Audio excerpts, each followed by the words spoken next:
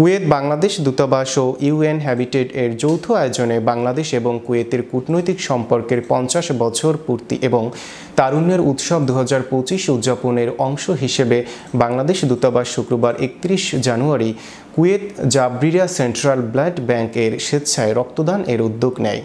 রক্তদান কর্মসূচিতে প্রবাসী বাংলাদেশিরা অংশগ্রহণ করেন।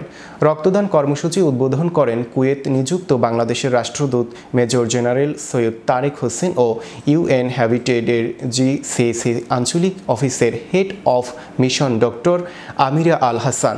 বাংলাদেশের রাষ্ট্রদূত বলেন, রক্তদান মানব জগতের সবচেয়ে বড় ও নিঃস্বার্থ উপহার।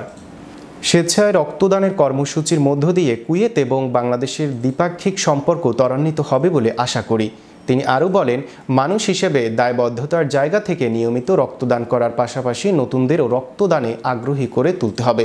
হাইকমিশনের এ ধরনের মানবিক কাজের উদ্যোগকে স্বাগত জানিয়ে প্রবাসীরা বলেন, আমরা সব সময় দেশের সুনাম বৃদ্ধির জন্য কাজ করব।